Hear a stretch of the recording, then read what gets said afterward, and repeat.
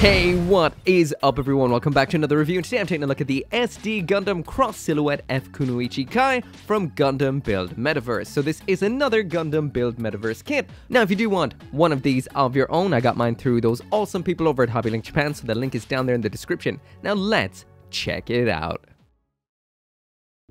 So first off, a very quick little mention of the build before we get into the aesthetics, and that is that this is a SD Gundam Cross Silhouette kit. So that means it is a SD kit that comes with an extra special little inner frame that makes it a little bit taller than your classic SD kit, which is a very nice aspect. On the flip side entirely, this kit is a sea of stickers, so it does kind of make the build a little bit on the tedious side, and if you do want this to look nice, you're going to need a whole lot of gold paint to paint up all the details like Bandai would have shown in their pre-release images. But as for what you get out of the box, well, it's aesthetics time. Let's talk about it. So jumping right on into the aesthetics of the SD Gundam Cross Silhouette F-Kunoichi Kai, again from Gundam Build Metaverse.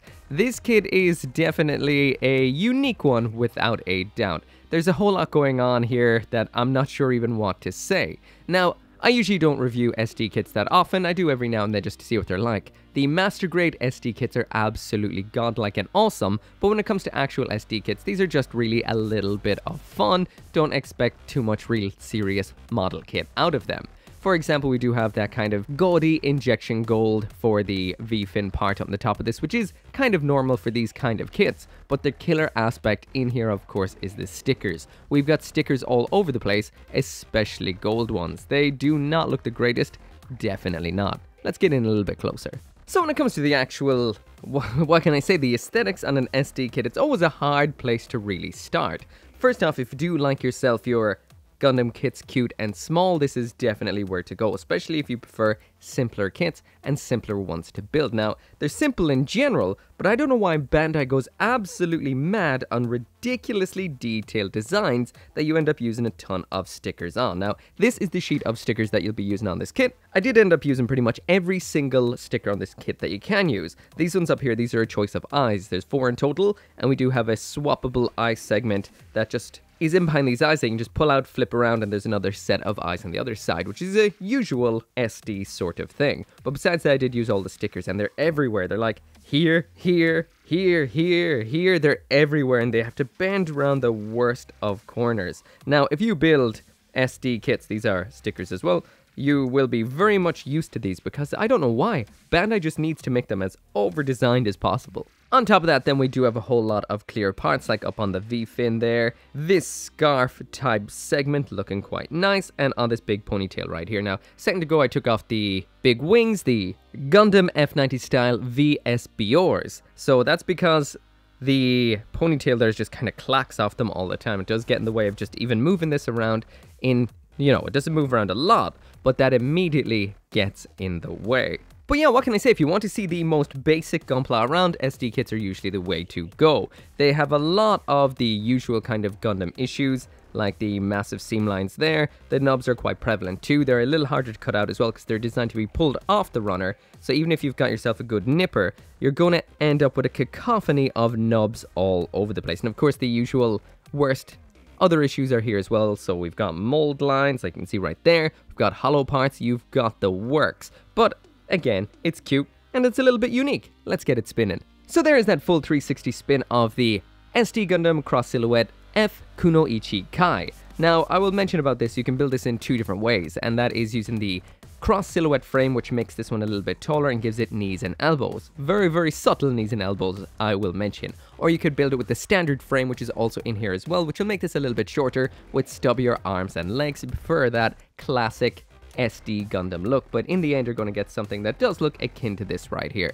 Now if you like to paint your kits and you just love SDs and painting them up, this will be a great little project and will look fantastic when detailed up. But if you're just going to straight build it, it's definitely going to look a little bit on the toyish and cheap side. I would actually beg to, well, differ. I don't know who I'm differing with right now, my own brain maybe, that these are more pro kits than some extreme kits like perfect grades and master grades, because perfect grades and master grades, all you have to do is snap them together, that's it. They usually have perfect color separation. Something like this really requires painting to look good at all. So if you can make an SD look good, especially one of these over the top ones, you're going to need a little bit of skill. Finally now onto its size comparison, and this is a small enough kit coming in at around 9 centimeters tall, so there it is side by side with your standard high-grade Oryx 78-2, a master-grade Oryx 78-2, high-grade Gundam Mecha, and from the same series there's the entry-grade Strike Exceed Galaxy, entry-grade La Gundam, and the high-grade Shin Burning Gundam. Jumping on into the accessories right now, and here's everything that comes inside the box with the F-Kunoichi Kai. That is a variant gym head, a sword which once again is not color separated, we've got the shield aspect as well as some shuriken parts for attaching onto it, the VSB or Dai Kunai Kai, as well as these shoulder effect parts which replicate that Gundam F90 kind of thing. We also have an adapter here for using a cloak of a different SD Gundam, and I will mention as well we do have the full runner A1 of standard cross silhouette frame parts. These are the tiny little ones that usually come in a standard kit, but you get the expansion ones as well, and I use the expansion ones, which makes the F-Kunoichi Kai a little bit taller. So the first piece of equipment we have in here are the VSBR Dai Kunai Kai. So as you can probably tell, these are a giant kunai. There is the handle up top. So this is its normal attacking position. This can pull off and flip around to this way for its variable speed shooting VSBR mode. Attaching these into the hands, and this is the only pair of hands we do have in here, this kind of 2 fingers extended, the rest curled kind of hand. Attaching this in just goes on like so. And that right there is one of the main reasons why I don't particularly like stickers. As you can see, that's starting to already peel up top there, so that doesn't look great. But anyway, that's the high speed shooting mode, and flipping around to the other side, just gonna pop it in the normal attacking position, and that works out a little something like that. The grip is okay, and the posability is, well, extremely basic, so you might get some poses out of it, but not a whole lot. When these are not in use, they can be taken off like so, swap the handles around to the normal blade position, and these can be stored around back very simply by popping them on like so, in a very Gundam F91 kind of way.